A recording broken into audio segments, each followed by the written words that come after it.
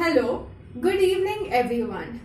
I hope everybody is having a wonderful evening. Welcome to Manusmriti 2020. I, Mrinmay Sanap, a second year occupational therapy student from St. G.S. Medical College and KEM Hospital, would like to be your host for this evening. The Medical Humanities Department of our college every year on this day conducts an event called as Manusmriti. This event is conducted on the loving memory of Dr.M.V.L.Kothari sir, who was a beloved member of this institute. Today's session is going to comprise of our great speaker, Dr. Rajesh Parikh, to educate us on the topic, the joys of studying medicine. Now I request Dr. Lopaveta ma'am to have the honor in introducing Dr. Rajesh Parikh sir to us. If one is asked to introduce a person who is already very well known amongst the medical fraternity and patients, it is a difficult proposition to throw more light on an already very bright personality. This is the difficulty I am facing in introducing Dr. Rajesh Parikh to the audience of this meet. Dr. Rajesh Parikh, an alumnus of St. G.S. Medical College and KEM Hospital and that of Johns Hopkins School of Medicine, Director of Medical Research and Honorary Neuropsychiatrist of Jaslok Hospital and Research Center, and Adjunct Professor of Psychiatry at Carver School of Medicine, University of Iowa, USA, has written more than 150 research papers in the world acclaimed international medical journals. He holds brilliant academic records and is recipient of over 200 awards. He is an invited faculty at Harvard, Yale and Johns Hopkins Medical School. So I will focus on another of Dr. Rajesh Parikh's facets. Today is Manusmriti Day. Dr. Rajesh Parikh is one of the students who had excellent bonding with Dr. Manu Kothari since the day he joined St. J.S. Medical College in June 1974 as an undergraduate medical student. So it would be relevant to talk about how Dr. Kothari and myself saw Dr. Rajesh Parikh evolving as an undergraduate and postgraduate medical student, which will also prove that he simultaneously enjoyed and evolved as a medical student, and hence when he talks about enjoying the study of medicine, he has personally put this in practice till today, and we have been witness to that fact. Dr. Rajesh Parikh loves reading books. He is a very avid reader. Dr. Manu Kothari and myself had a huge personal library, a large collection of non-medical books, and thus the seeds of lasting bonding were sown. I recall that Sir and Rajesh would so often have long, interesting and intense discussion on many topics. While studying, Rajesh took equal interest in multiple activities. In fact, he was hardly ever stressed out by studies or looming examinations, though he performed well academically, standing first in his postgraduate examinations. He was elected as a cultural secretary in first MBBS. I know how he laid the foundation of the festival Avishkar, which till today remains one of the most coveted festivals of GSMC, and many other colleges have followed suit with their own college festivals. His interest in photography was very evident when he came out with a lovely set of 8 picture postcards of our institution. Some of them are reproduced very often as the cover picture for our institution publications. He has kept that interest alive. He has published a coffee table book on photography on Kashmir and has won awards in photography. He was an enthusiastic trekker. His interest has taken him to the Himalayas and the Alps. As I understand, his recent trekking was in the Andes Glacier in Argentina. I remember in the 70s, our college was always on top in debates and elocutions. Rajesh won awards as Best Debater, Bombay University Inter-College Debates. He was on the winning team of DD Mastermind Quiz and captained Bombay University Quiz and debating teams. It is not surprising that he and his teammates conducted a public speaking course, and I was one of the beneficiaries of that course. He still holds that supremacy in that sphere which you will witness today. He has received awards for debating, dramatics, GK quizzings, besides poetry and paintings. He has been trained as a pilot. He knows 6 languages and now is learning 2 more. Music cannot be left behind. He is learning saxophone and is a connoisseur of classical music. He has many admirers. He has a good friend circle with friends from as far back as school days. He can really guide for good mood balance as he himself puts in active practice to keep himself happy and live joyfully. He spoke at the session on suicide prevention and underlined how to live joyfully. No wonder he was invited to meet President Abdul Kalam and Prime Minister Manmohan Singh for discussions on mental health. Recently, he has co-authored a book on COVID-19 titled The Coronavirus, What You Need to Know About the Global Pandemic, published by Penguin, which has become the first bestseller of 2020. We request Dr. Rajesh Parikh to share with all of us the secret of making the study of medicine joyful and thereby living a fulfilling life. Thank you. Thank you, madam, for your kind words of introduction, hyperbolic though they may be. I am doubly honored to be here with you this evening. First, to deliver an oration in honor of a mentor who is very dear to us, and also because I have just been introduced, admittedly in an exaggerated manner, by another mentor, Dr. Lopa Mehta. I figured a little earlier today that I must have cumulatively spent between 1,500 and 2,000 hours with the two of them over the past many years. And during that time, I may have obtained an insight which I'd like to share with you this evening into how they epitomized the joys of studying medicine. I first came to the attention of Dr. Manu Kothari in the course of a debate. I was a teenager then, and it was the first few days into medical college, the GS Medical College. And we were in the debate, which was basically a ragging event. The senior most class had a go at us, the grand juniors as we were called.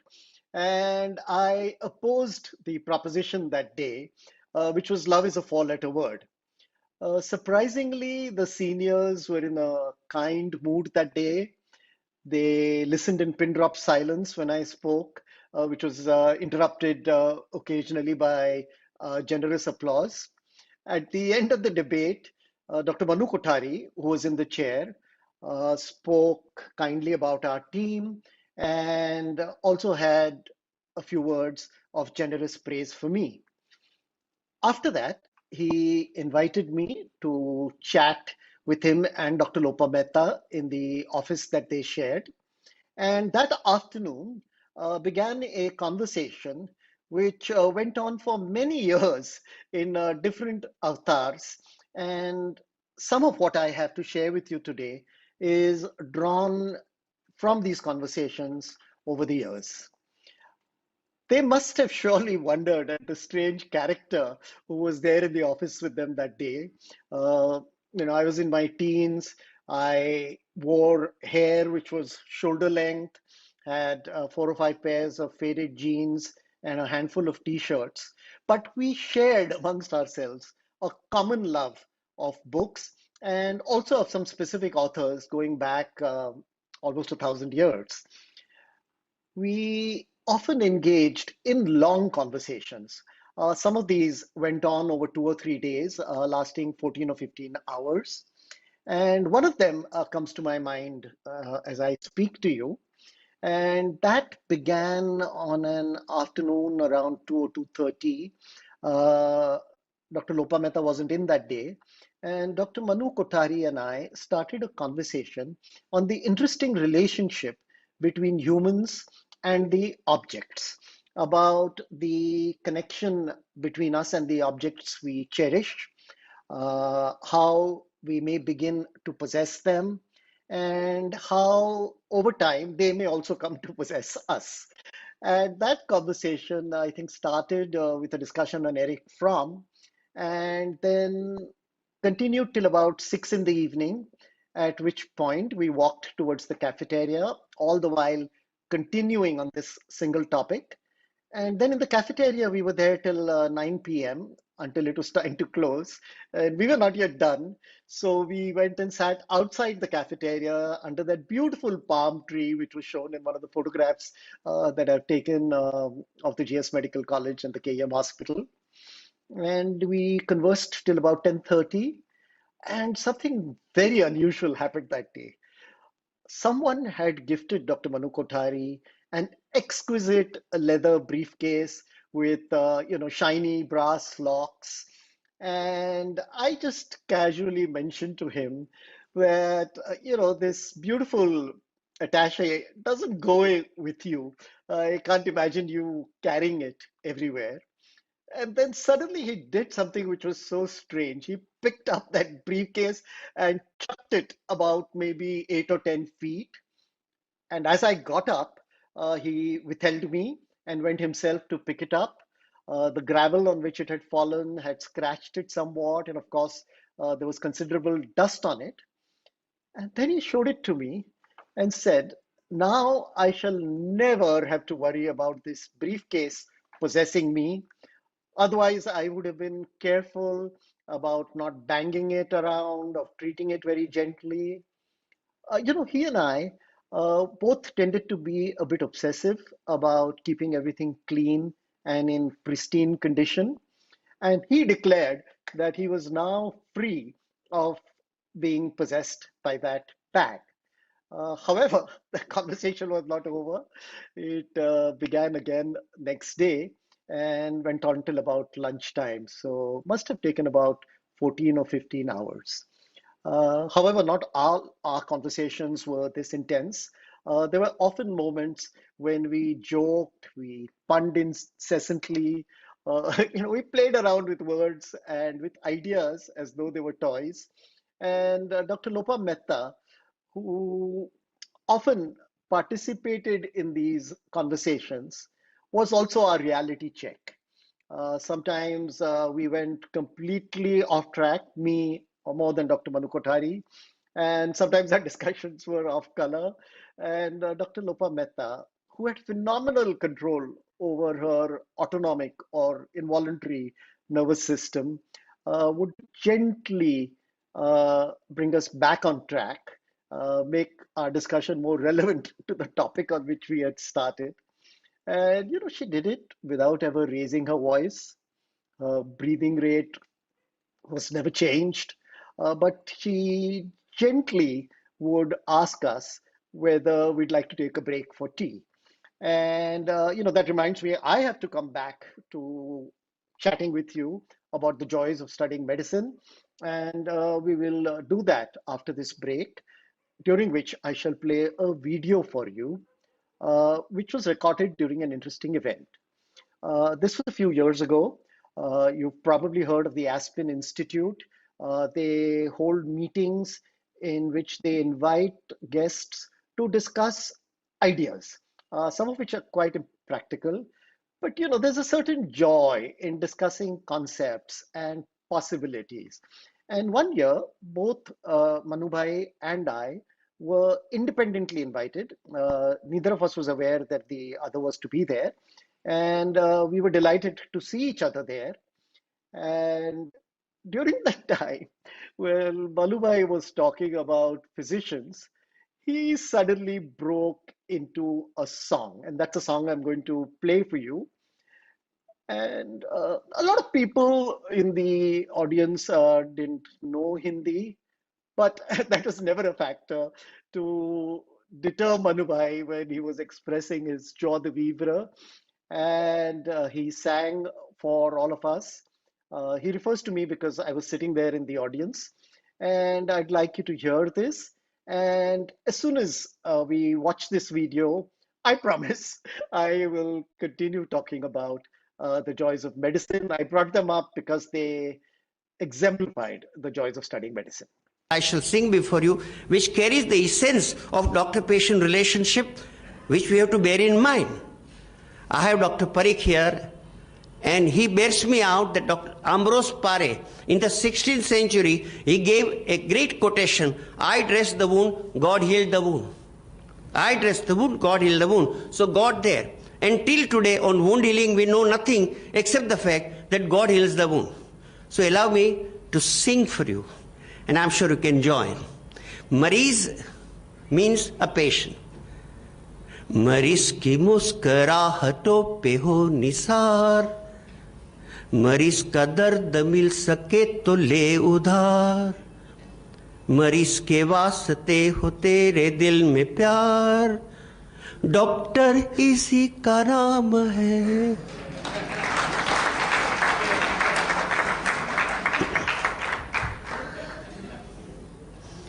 We doctors are expected to be well dressed, but never too well dressed, because it intimidates the patient.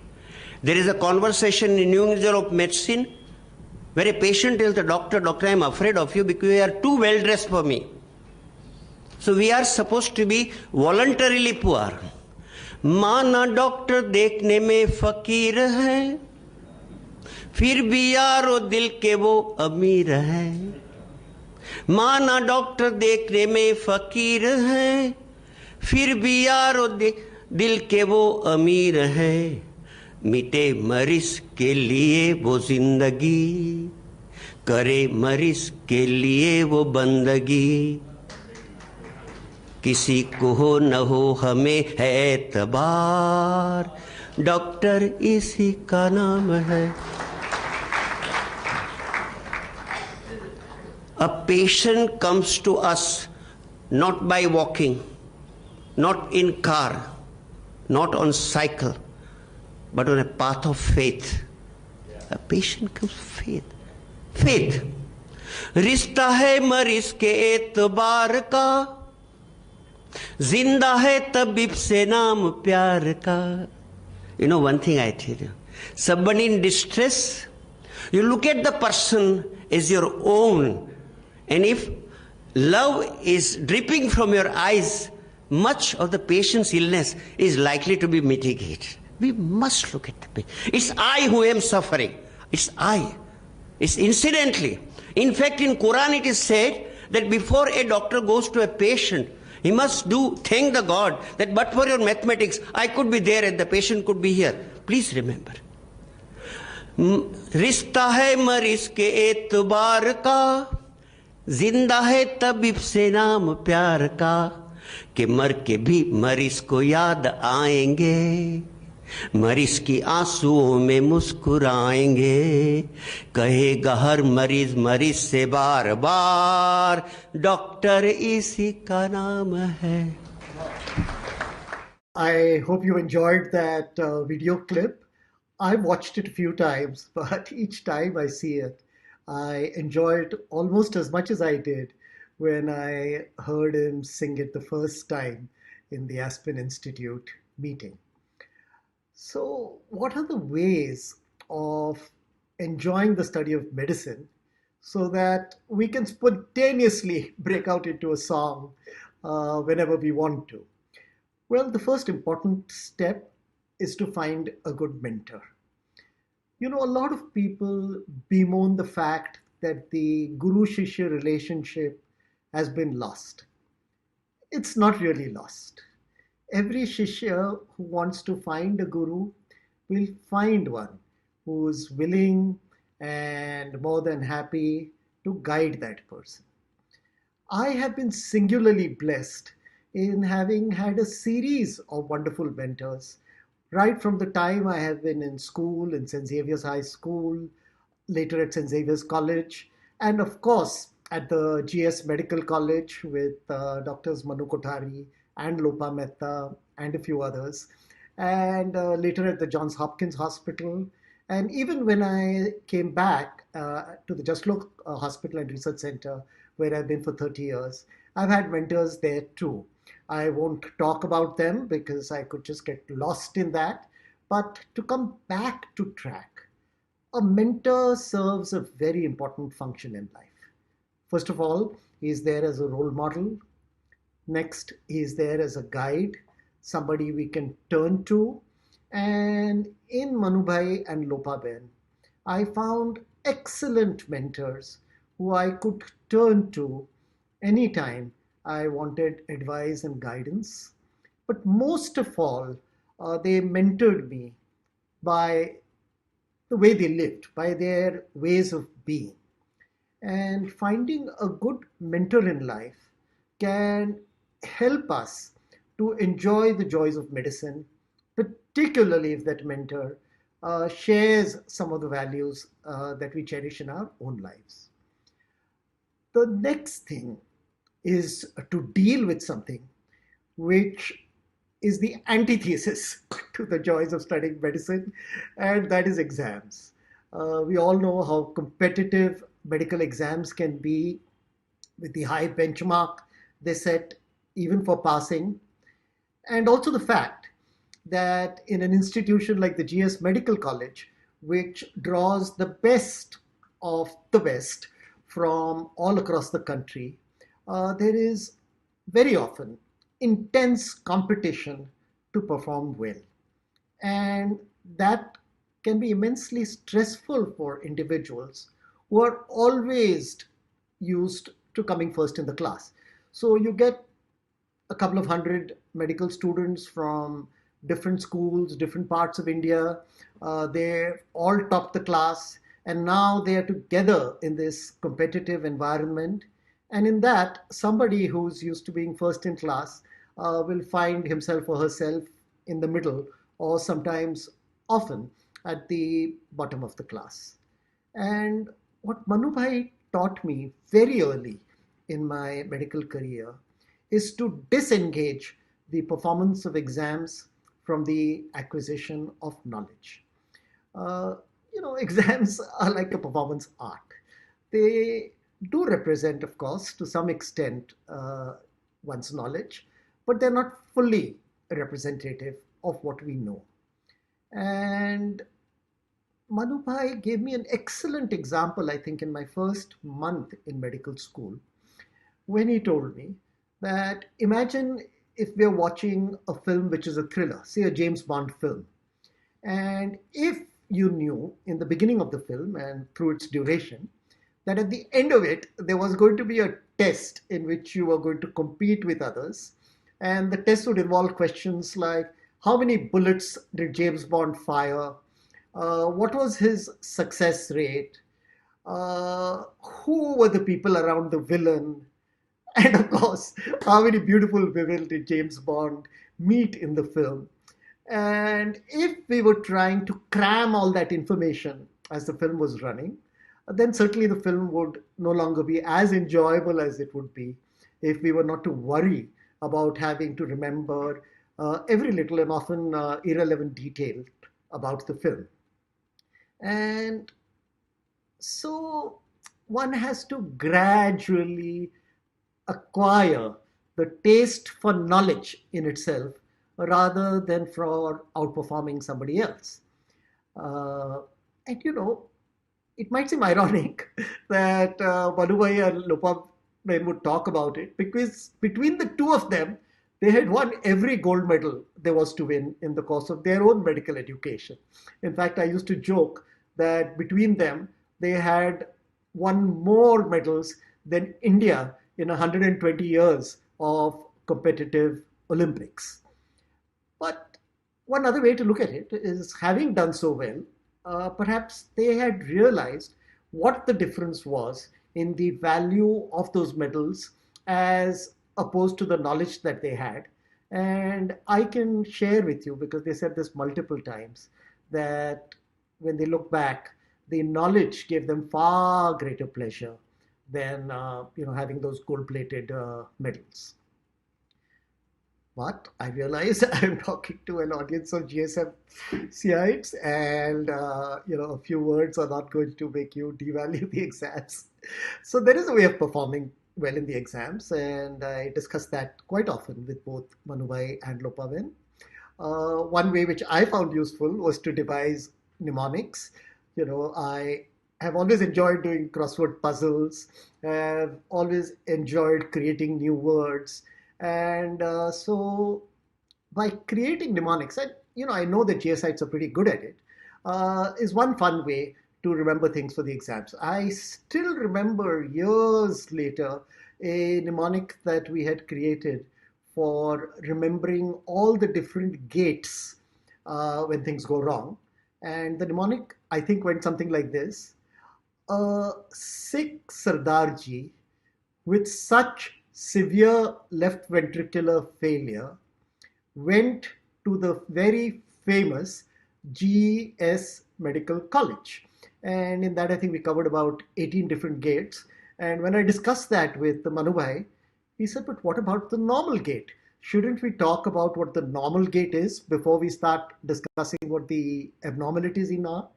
And I sort of added to that. And I said, well, how about the evolution of the human gait from being quadrupedal to bipedal? And so I was lucky when I got that question in one of my exams.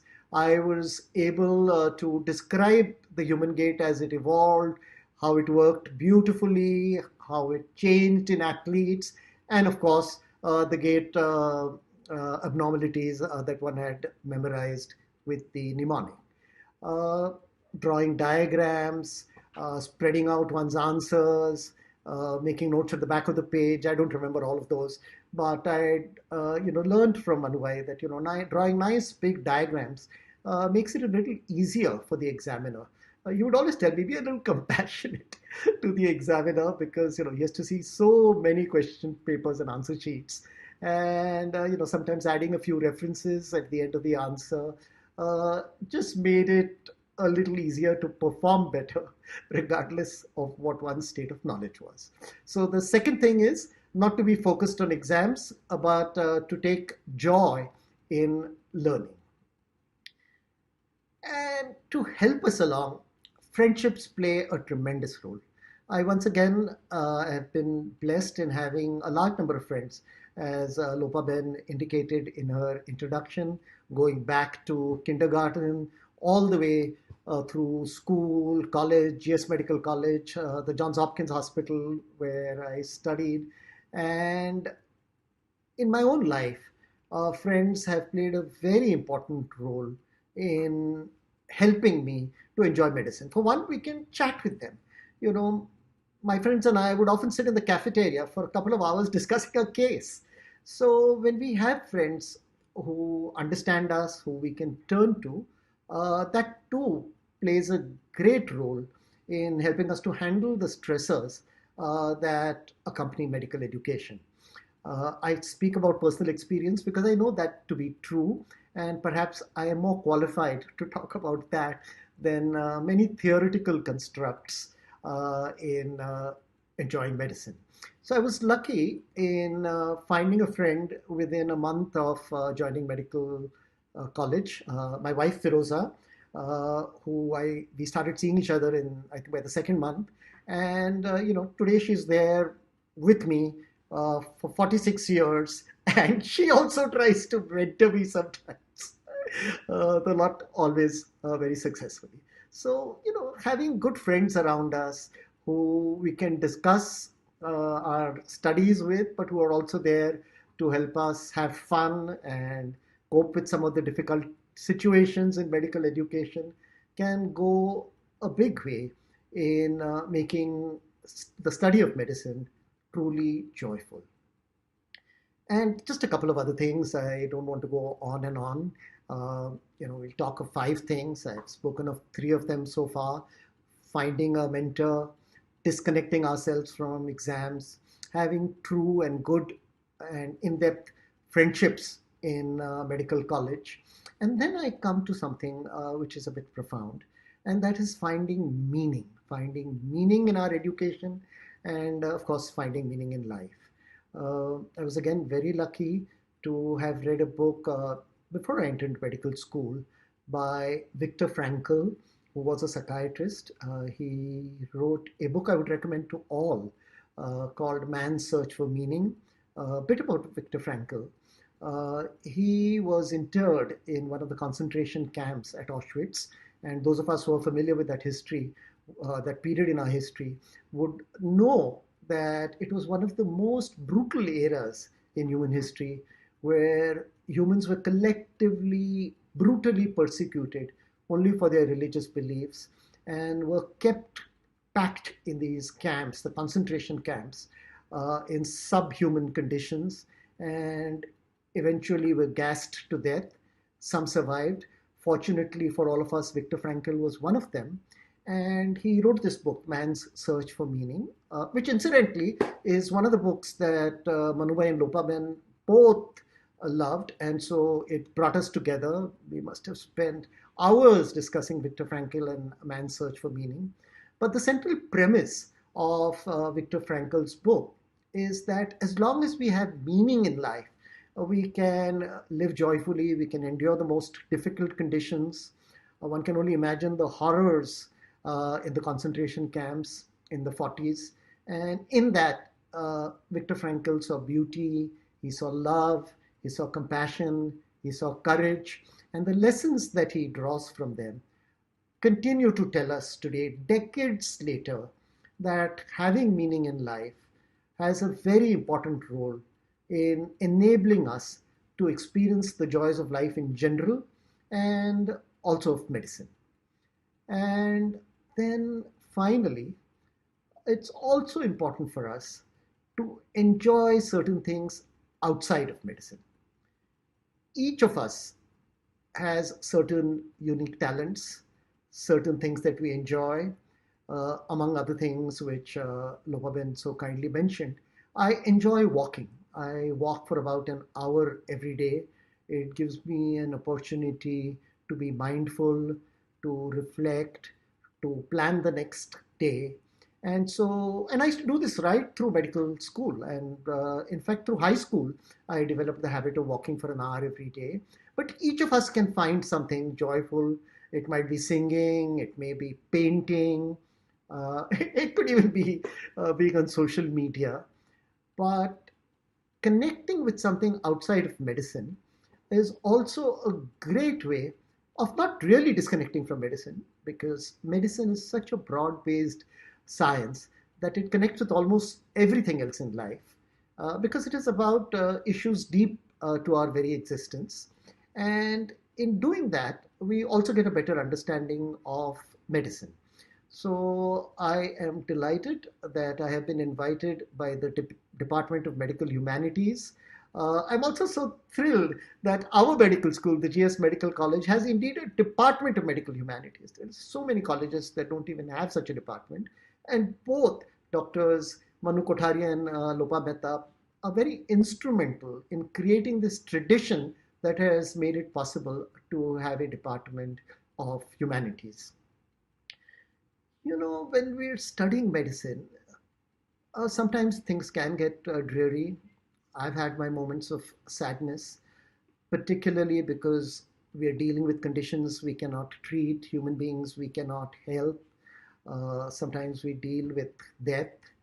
And one of the things that Manubai and Lopaben taught me is that if we can truly appreciate how beautifully the human body works when it is in good health, and even sometimes when it is not, that can offset some of the stress that we come across when we're dealing with patients.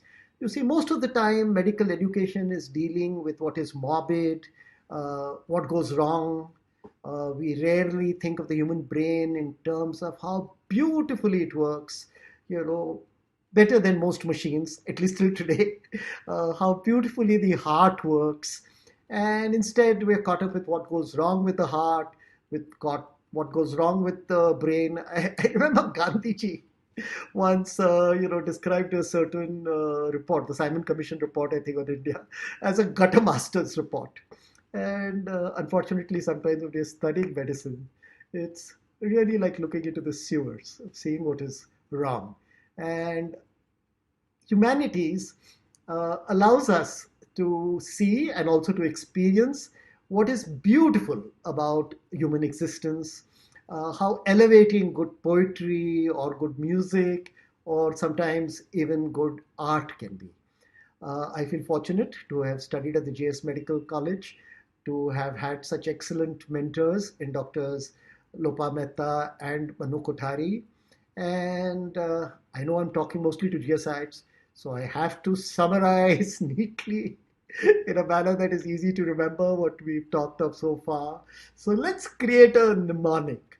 Okay, we talked of good mentorship, we talked of disengaging from exams, we talked about friendship, we talked about having meaning in life, and about the humanities. So a good mnemonic might be: make every friendship matter hugely. There we are. Mentorship, exams, not important. Friendship, meaning in what we do, and the humanities. And I guess it's time to play one more video for you. This is one which is called Desiderata. It is a piece of writing which goes back to 1927, almost 100 years ago. And again, it is one of those pieces which mystically bonded me with Doctors Manu Kothari and Lopa Mehta, because it hung in their office. And I also had one in my room during my pre-medical days. So I'm going to play this video for you, after which I'm open to questions, answers, and listening to your points of view, of course. And I think that Desiderata, in many ways, exemplifies not just the joys of studying medicine, but the joys of living. I hope you enjoy it.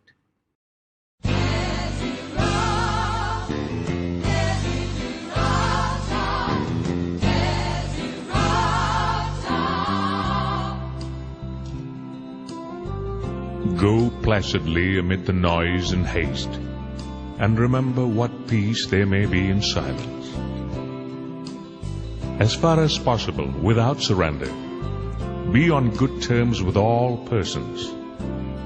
Speak your truth quietly and clearly, and listen to others. Even the dull and ignorant, they too have their story. Avoid loud and aggressive persons. They are vexations to the spirit. If you compare yourself with others, you may become vain and bitter, for always there'll be greater and lesser persons than yourself. You are a child of the universe, no less than the trees and the stars. You have a right to be here, and whether or not it is clear to you, no doubt, the universe is unfolding as it should.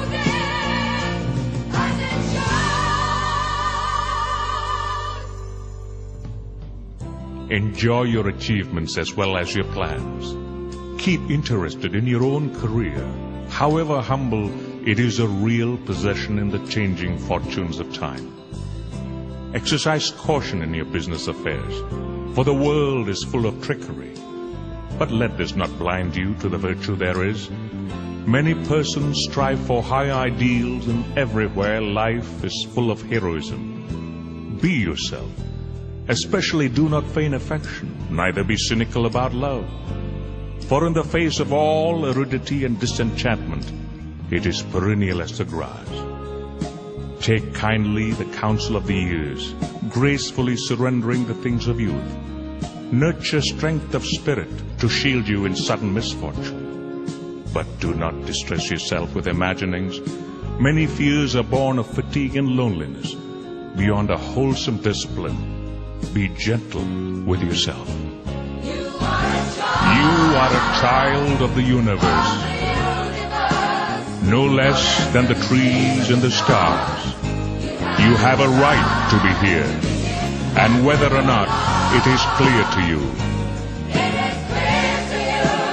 No doubt, the universe is unfolding as it should.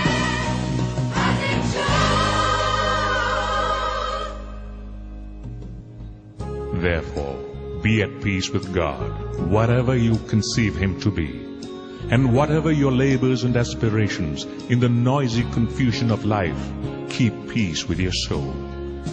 With all its sham, drudgery, and broken dreams, it is still a beautiful world. Be careful, strive to be happy. You are a child of the universe, no less than the trees and the stars. You have a right to be here. You are a child of the universe, no less than the trees and the stars. You have a right to be here. You are a child of the universe. So we have a few questions that have come in, and let me try and answer as many as I can or cluster them together to make it a little more efficient. But please put in your email IDs next to your questions, because if I can't get to them, then I will send you a reply by email. Some of the questions are personal. The first one is, what made you choose medicine instead of other subjects? Well, and in a sense, it is related to the joys of medicine, because if you know what you're doing, you enjoy medicine. I chose medicine because I wanted to do psychiatry. I had started reading Freud in high school, and I was immensely intrigued by trying to understand what was happening in the human mind. The other subject that interested me a lot was physics. And while I was in undergraduate college at St. Xavier's, I realized that our understanding of the brain, of the mind, still had a long, long way to go. It was nowhere as nearly as precise as physics was, even 100 years before. And so, wanting to do psychiatry, I opted for a medical education. Now, in these days of the pandemic, one sometimes tries to clear up one's papers. Unfortunately, I never clear them up. I just go over them and decide to keep most of them anyway. But I found something very interesting, which may be pertinent to this question about the career decision. Uh, about 3 months into joining college in my first year, I had won an award at the World University Debate. And I was then interviewed by a prominent newspaper, and I found that clipping. I'd quite forgotten about it, but I myself was astonished because, amongst other questions, they asked me the same question, why I took medicine and what I wanted to do ahead. And I was surprised to see that I had pretty much 3 months into medical college spelled out my career over the next 40 years or so. So I had said that I wanted to study psychiatry and neurology, that I'd want to study neuropsychiatry or neurosurgery, for which I would have to go to the United States, and that I would come back and I would work in India. So, knowing what one wants to do helps. I'm not saying that is necessary. It's equally good to keep an open mind and try and make a decision as one goes along. But the way it helped me deal with actually the follow up question to this, which is, how does one deal with the stress of medical education? The way it helped me was knowing what I wanted to do eventually, which was neurosciences. I was able to focus on areas that interested me. And as Manubai and Lopaben had wisely advised me in the first year, not to worry about the exams, uh, that actually distressed my professors, other professors, far more than it troubled me. Because if I was studying anatomy, I was only interested in neuroanatomy, in which I could do well. I could get near full marks on the brain and even fail a part exam on the abdomen or barely scrape through. Again, in physiology, neurophysiology interested me. Chemistry interested me. I remember Dr. Ajita Mehta, very loving microbiology professor, and she pulled me up and said, "What's the matter with you? How can you get near full marks in neuropathology and do so badly with microbiology?" And this is a continuous refrain through medical college. uh, Professors took a lot of interest in most of us, not just in me, and they would be perplexed how I could do so badly in other subjects and yet do relatively well in the subjects that interested me. And this helped because, as Madam mentioned to you, in my postgraduate career, I topped all the exams. So I think knowing what one wants to do, and the earlier one realizes that, the better it is. So that's a rather long answer to why I took medicine and how to relieve the stress of medical education. I've combined the exams part uh, with why I entered medicine, why I took medicine in the first place. Then how can we study medicine for long hours without getting demotivated? Now, that's also a challenge that not only I think all of us deal with it. To sit and read for hours and hours, and sometimes one gets tired. Of course, as medical students, you all know that it's not the brain that is getting tired, it's your muscles, it's your ocular muscles which get fatigued. What I would do is I would just look out of the window at the trees. I would do some photography and do some crazy things I wouldn't advise you to do. But at midnight, we'd open up the badminton hall and I'd go and have a badminton match with some of my close friends. And we'd bet, we'd decide that whoever lost would have to buy a bottle of lemonade, Duke's lemonade, because that was, I think, 180 ml. It's a little bigger. Those were glass bottles in those days. And what we did is the person who lost the match bought a bottle of lemonade and shared it with the other person. And sometimes we'd walk across, I don't know if those chai walas are still there outside of KEM. Oh, but we'd go there at 1, 2 in the morning. Interrupting your studies with other activities can be helpful.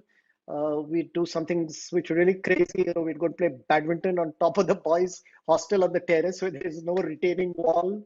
And this sometimes we do just for effect. Just the day before the exams, we'd go for a film. I've gone before my second MBBS exam, even the final MBBS exam. I've gone and watched a movie the day before. It's not something I would advise anyone because it tires your eye muscles. And I think we were also showing off, saying that, oh, we don't really care. So we would be nervous, but we'd like to tell ourselves that we don't really care. So finding ways of relaxing. And you guys have all the opportunities in the world. I mean, you're connected to the whole world with social media. There's so much y'all can do. I come from a world where you had those old rotary dial phones. And some of you might like to listen to music, which is also what I did. I did a lot of that through medical school. I always had a turntable and speakers. We didn't have digital music in those days.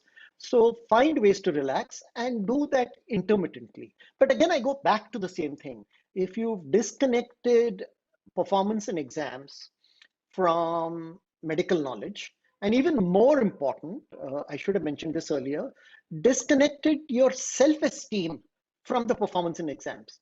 You see, a lot of students who do very well have always been told that they're fantastic because they've done well in exams, and gradually and unknowingly, they link their self esteem with their performance in exams. I mean, you're a lot more than your grades. There's so much more to every one of us. And learning to appreciate ourselves helps us to appreciate others and certainly helps us not to worry too much about the exams. By the way, from my group of peers who went to medical school, some of the people who are doing the best in life, in practice, are the ones who really didn't care too much about topping exams and enjoyed medical education. Learning medicine is a lifelong commitment. How should we improve? We don't really need to improve. Yes, it is lifelong, and one is a medical student all of one's life. I certainly believe I'm a medical student. Just this morning, I spent about an hour and a half going through the New England Journal and the Lancet, particularly checking what's happening with the pandemic. But like that film Manubai and Lopaben told me about, the James Bond film, if you don't think of performance, if you don't think of the exams, you can enjoy. There's so much excitement in medicine. And one thing that I found very, very interesting is the history of medicine. Reading the history of medicine was just relaxation. And that history helps you also sometimes because, examiners are strange creatures. They get easily impressed by things that other people don't write about. So almost every answer of mine had some kind of a preamble on the history of the person who either discovered that technique or discovered a medication and how he did it. It helps to fill up pages where you've not studied a lot. But it's also very relaxing. And of course, there are lessons to learn. You'll also find that, Nobel Prize winners, people who made some of the most important discoveries in exams, either failed their exams or, didn't do all that well. And what else do we have? What people skills should one have to become a good physician? Well, I'll tell you from what I've observed. I'm not sure how good a physician I am. Uh, skills are important, but what is more important than skills are attitudes. If we have the correct attitude to people, we have the correct attitude to medicine, the skills will follow. If you respect somebody, then you have the skill. I mean, you walk into a dean's office, you're a little different from the way you walk into a cafe, for example. You perhaps don't talk to the waiter as politely as you do to the dean. And that's because it's the attitude. So if we develop an attitude of respecting people, of respecting the human body, and Bernard Shaw once said, there's no such thing as good manners or bad manners. The best manners are to have the same manners for everybody. And the other day when Lopa Ben invited me to give this oration, and I was just exchanging some notes with her, I remembered something. Manubai and she treated everybody with equal degrees of respect. One of Manubai's friends was a guy called Hanumant Rao who used to perch on the bridge, at Edmonton Road Station, and he used to sell bananas there. And Manubai would often converse with him, and then sometimes he'd come over for lunch, and we'd sit and chat with him. So I think if you respect humanity, if we respect the uniqueness of every individual, then our attitude is such that we will automatically develop the skill set of dealing with people. And then you actually enjoy dealing with people. You learn something new. When I've learned fascinating things from patients, I could do a whole oration on that, but there's a lot to learn as well. Why do you think there is a need at this hour to enjoy the joys of medicine? Well, that sounds like an urgent question, and undeniably, there's an element of urgency to it. But it's been the need of all times. Doubtless, it was there 100 years before us. Uh, Doubtless, it will continue to be an enduring need, even when artificial intelligence plays a major role in both diagnostics and therapeutics. Uh, what's the point of doing something if we don't really enjoy it? And one can learn to enjoy it. I mean, this oration is a small attempt at opening up some thought processes. Each of us can figure out how we can enjoy medicine. And hey, you're going to be in it for most of your life, all of your life virtually. Physicians, surgeons do not retire. as early as they ought to actually. And so it's always going to be a need. We have to enjoy medicine. And if we enjoy medicine, we don't need to find other avenues to relax. Firoza, my wife, as you may all have heard of her, she's far, far more famous than me, and she's accomplished much more than me. She's had about 15,000 babies by now. She remembers the names of a lot of her babies, and she loves her work. And whenever anybody asks her, what do you do to relax? She says, I work. She works 7 days a week and she loves it. So if you love your work, then the work in itself becomes relaxation. And it's not just a need of the hour, though it could be, but it's really a need of all time. And wow, now this I don't think I'm smart enough to answer. What are the changes in the medical education system that should come about for us to enjoy the joys of medicine? Okay, pardon me for being a little critical of the question itself. It's partly to cover my ignorance, of course, but it is also because, Gandhiji once said, be the change you want around you. Uh, I had one question at one extreme, and how should one improve oneself? And I said, you don't really need to improve. And of course, here's a question of how do we need to improve the system? Undeniably, there has to be improvement on all fronts, but we should know what we can change and work on that. And the biggest challenge, of course, is to bring about change in ourselves. Uh, in this oration, I was hoping to cover what Lopaben and Manubai believed in through all of their lives, that we need to bring change within ourselves. And if we bring change within ourselves, we can infuse that change in others. Then others change around us. So I'm not sure. I mean, what should the system do? I remember I gave a talk on it, but obviously it wasn't important because I don't remember a word of what I said. I did say some generic stuff, uh, but again, harping on exams, harping on the usual cliches, holistic medicine, being all rounded, and all of that. But that's okay when you're called as an expert to give a talk on a topic you don't know too much about. I'd actually declined that talk, but they insisted I come along. So I prepared. I prepared like you would for an exam, and went and gave it. Hence, I don't remember it too well. Uh, but I think what excites me is the thought of self-transformation.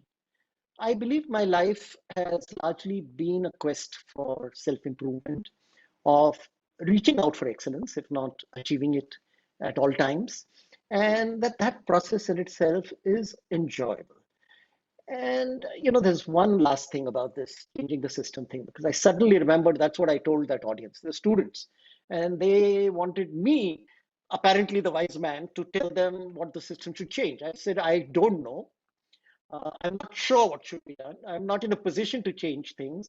But you know something? You guys need to change yourselves. But more important, you should be telling us what changes you want. You should be proactive. You're not little kids who are looking to some old man to tell you how the system should change. It should be exactly the other way around. I'm sorry if I sound as though I'm lecturing. I don't little to. But if you want to change the system, you have to do it. Do it in your own way. Protest if you have to. But and systems have changed like that. Very few systems. I can't think of any political, social, economic, medical system which was changed by the people whose interests were vested in it. By now, we are so far gone into it that our interests are wedded into the system as it exists. But you, the young people, if you truly enjoy medical education, can become the agents of change. And we might resist that, but change will come, as it undoubtedly has over the centuries. So please learn to look upon yourselves as the agents of that change. It'll be great for you and for the generation that follows you. So in that sense, it is a responsibility. And I have thoroughly enjoyed talking to you. I can see that we've utilized the time that was set aside. There are more questions, and undoubtedly more are coming in. Please put in your emails, and I will answer you individually. Once again, thank you for inviting me to give this oration. As I said in the beginning, I'm doubly honored today. Thank you, Dr. Lopa Mehta, for that exaggerated introduction. I shall play it for Firoza when she's trying to mentor me. And Brindmay, thank you for putting all this together, and all the people in the background, who work away at putting this in a transmissible format. I thank you too. Let's all hope that we continue to enjoy medicines throughout our lives and also extend this process to enjoying life itself.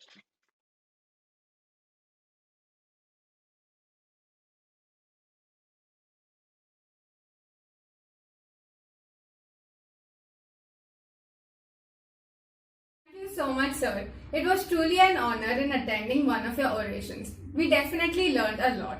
This has been a great session, and thank you for refreshing our minds on this topic where we are pursuing our passion. I hope it had the same effect on everyone. Thank you so much. And lastly, I would like to thank our respected Dean, sir, and our Vice President, Dr. Padmaja Samant ma'am, without which all this would not have been possible. And now, with our warm regards, our faculty members would like to present you something.